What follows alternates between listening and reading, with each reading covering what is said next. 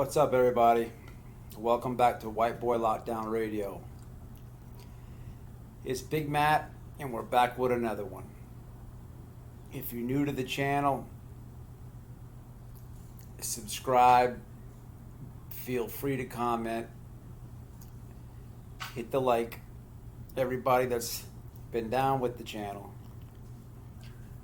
for all my White Boy Strong resistance out there, take a second right now, just because I said that, and hit the like for me, man. All this is free. So, we wrapped up the Vizzo series, and I'm gonna kind of wrap up the Hustlin' series here.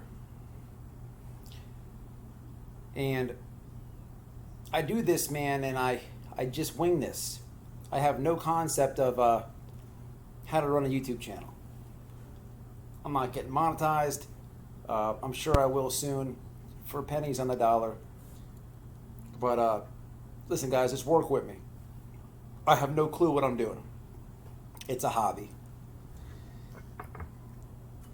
Being said that, on the channel, I added some sections. I don't know, the subs come in waves, so if you guys miss something, you can scroll through. I have a lot of videos, but I made a section for interviews. I made a section for past lives. And these series that I do, they're going to be sections. And if I think of something, I'm going to add it to the section. Okay? You know, I can't really wrap this series up because hustling never stops in there. And I've barely talked about cell phones, except when they made Carl shit in the bucket. But I think I have to do a whole series just on that. But the reason that I add these sections, I don't want to burn too much time, guys, but I just want to catch everybody up. The reason that I even added the sections, and I'm trying to stay consistent with my thoughts, is because, you know, JD, who I interviewed, and I have to edit his second interview. I have that, and I have a second interview of Raven. But he told me, he's like, man, I watch your channel, I laugh, you're telling the truth, but you're all over the place. It's just like I have ADD, guys. But don't make fun of me. But so I start doing these sections to keep things kind of in order. So hey, I might drop a video in a month from now, and it might have something to pertain to one of the sections. It is what it is. All right, enough talking. All right, so hustling in prison, man. Hustling in prison. I could probably make so many videos on this. It's nonstop, you know. Hustling in prison is everything. Everything is a hustle. Just to kind of give you a breakdown, you have somebody who sews your shorts, and that's a hustle. You have somebody who washes your underwear. For that guy, that's a hustle. You have somebody who's selling their chicken. That's a hustle. You have somebody signing the phone list for you. That's a hustle. You can rent a cell phone. That's a hustle. When you go to the barbershop, they can give you the straight DOC, or you can get a spiffy fade or whatever you want, and that's his hustle.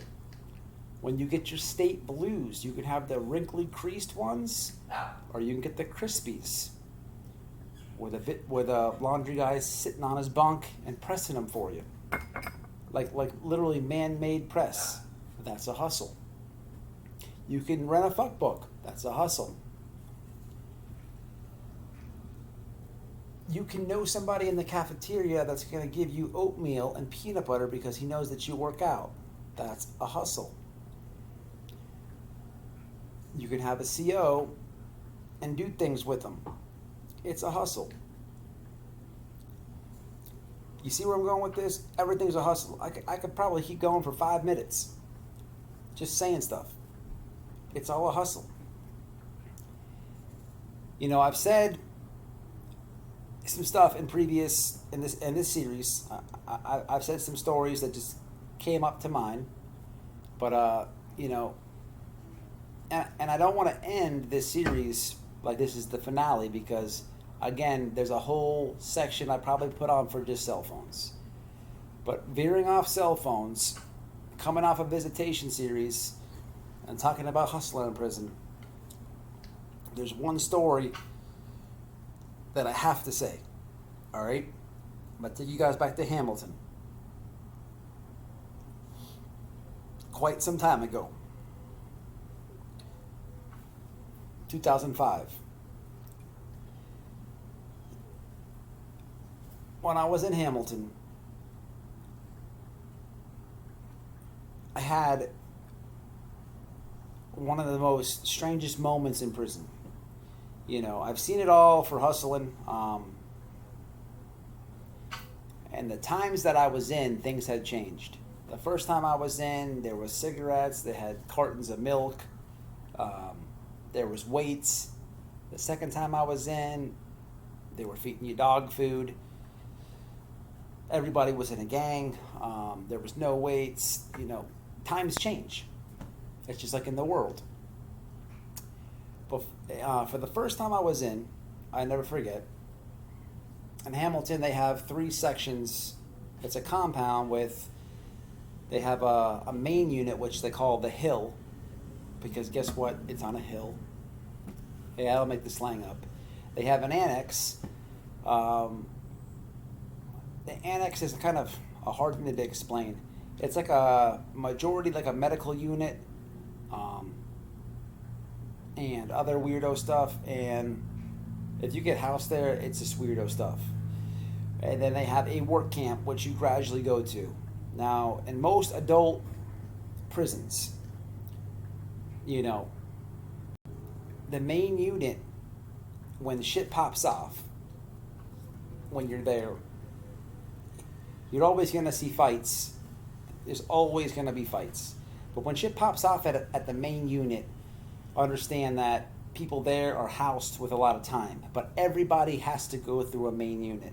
And at this compound that I'm speaking of, there's 3 sections of it. Now you could have 2, 3, 5, 6, 7 years. Okay, that's kind of the short time in Florida.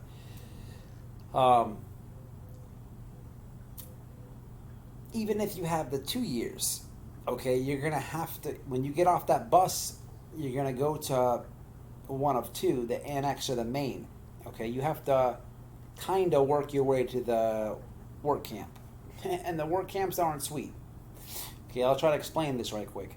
So you're going to get off the bus and you're going to go through the ICT process. You're going to see who you have to see, classification. You're going to be housed at either the main or the annex, depending on your charges or where they have room, to be honest. And you're going to do some time there. If you catch DRs and this and that while you're there, it may or may not reflect you going to the work camp. But to be completely honest with everybody out there, most first-timers, when they get to any institution, if they have 10 years or less, they're going to pipe it out a little bit at the annex or the main, and then they're going to get shipped to a work camp. Now, a main unit, you're going to see a lot of stabbing. You're going to see a lot of people get poked up, and a lot of gang shit. You know, in most cases, you cannot make the work camp unless you have 10 years or less, okay? I have seen one guy with a life sentence at the work camp. But meat and potatoes of me telling you this is, I'm just trying to explain the roads and how it goes. But just because you make the work camp doesn't mean you have left prison. People have a misconception that work camps are sweet and they want to get away from all the creepo, the weirdos. Because at any work camp, you're not going to have any sex charges or anything like that going down. You would stay at the main, okay? And there's people with 20 years there, 15, more than 20, lifers. They're all there, okay? So you understand the concept. So if you have 10 or less, they'll send you to a work camp. Personally, if I had 10 years to do, I wouldn't go to a work camp, okay? 5 and under, if I had to do it, which was usually the case, they ship me there after some time over there. And just because you catch DRs at a main or an annex does not stop you from going to the work camp. It's the amount of time you have that they will ship you there. These are all facts, people. Ask anybody who's anybody. So the misconception of the work camp is that it's soft because people are short. Well, I don't know. If you got 5 years to do, it's not short to me. You're still in prison. It's still the same rules and the regulations and all bullshit that goes. But if I had to compare to live there to the other two places, I would say it just to be blunt like this. Those two places, they're stabbing. This place, you're fighting. And that's the best comparison I can give you. Okay, so now you know where I was, time frame, and now you know I'm at the work camp. So I had left the main, and when I made the work camp, I had some bros over there that I knew from the main. All right, and it was cool because I hadn't seen them for a long time, this and that. So we automatically clicked up.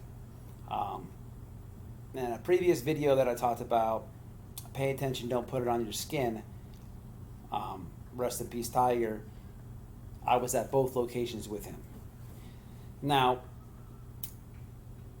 when I got there, it was a workout thing. The intention was, you go there with the intention of there being less shit going on, but people were bumping there, bumping. No one's gonna poke anybody up or stat. It does happen, but it's mostly just hands getting jumped, all that good stuff. All right. So when I'm here for a little bit. They put you. The thing that sucks about a work camp is they will put you out to work. You're in prison, but you get on a bus in the morning and you go into the city, run the weed whacker, whatever the hell they have you doing. It's a million different things, but you have to go back, and it's still prison life. It's still all that. So I'm there for a while, and I'll touch on this whole era of time in future videos. But I'm here for a while, and there's a lot of hustling going on, a lot of dope. Not so much cell phones here, but a lot of dope and other stuff. So I have my bros with me, my solids, you know what I mean? And we're on our workout shit. We're on Cracker Beach. We're playing volleyball heavy. The Blacks had the basketball court. The Wiggers would go over there and play with them and get intentionally elbowed and all that. Upcoming video coming up. But, Cracker Beach was all white dudes. It's where I hung if it was an off day, if I was done working out, whatever. So at some point in time, a lot of the white dudes, affiliated, solid, unaffiliated, they will go migrate to Cracker Beach, or at least around the volleyball net. It's got sand. It's just like going to the beach, except that's one volleyball court you don't want to be in. And back in the day, you could take your shirt off in the rec yard. But the second time I went back, it was all gang stuff, so you can't have that shirt off. Well, I don't know if you guys noticed or not, but I preferred the first time I was in because I don't wear shirts. But going back to this era of time, man, this is going to be one of the weirdest hustles I ever seen in my life.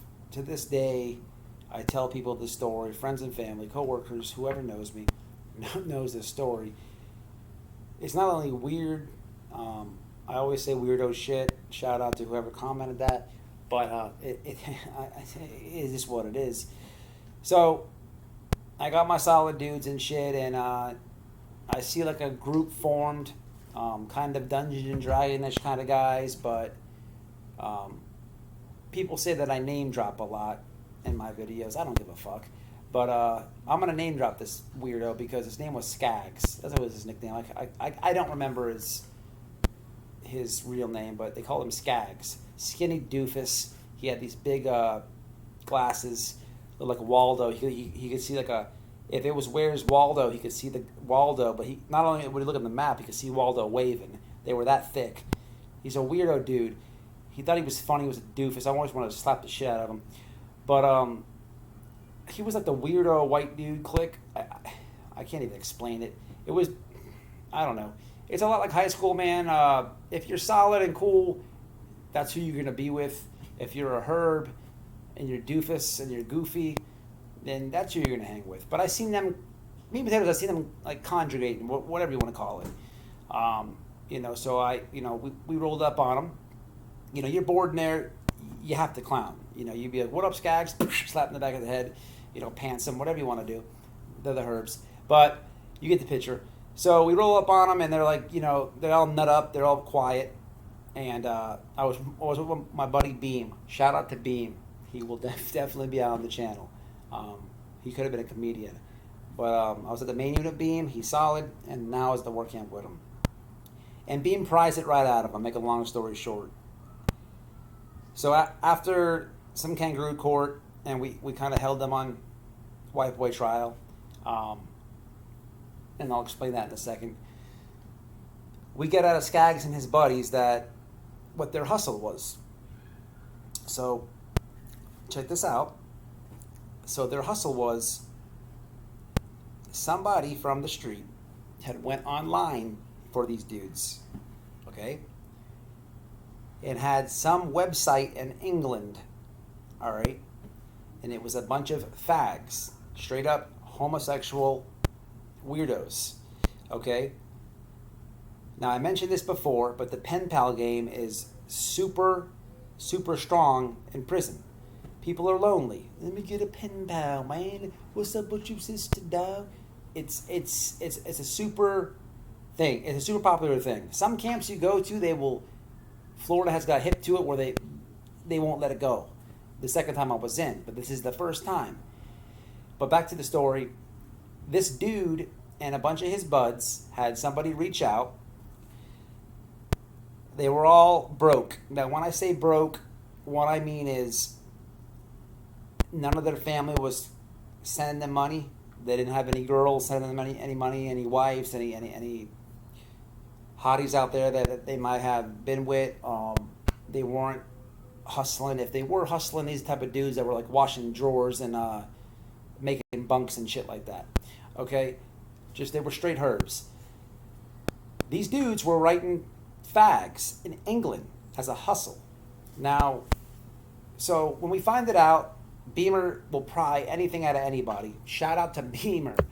So he pries it up out of them, and we're straight clowning on him. We're like, whoa, what? You're writing fags? They're like, man, we're getting money, bro. Dude sent me $50 in the mail, blah, blah. So, needless to say, court was held. Once court's held, it was, I don't know if anyone's ever done this, but we just held court. We're like, whoa, wait, Skaggs. You're guilty of writing homosexuals. So let me get this straight. You're writing homosexuals for money. Yeah, but bro, they're sending it, bro. Who cares? Wait. Now, there's a bunch of convicts here. You got the herbs and you got the solids. We're like, whoa. So let me get this straight. You're writing the fags. So what are you saying? Are you just saying, hi, what's up? I'm in prison. My name is Skaggs. No, bro, you have to finesse it. Whoa. So you're writing love letters for money. So basically what you're saying is you're flirting. So the court was held, and you see where this is going. Okay? I thought this was the most disgusting thing that I've ever heard. I denounced it. We were clowning on them. But at this point, it's like a big brother, little brother thing. At this point, it's just like, bro, look, you're in prison, bro, but what the fuck are you doing?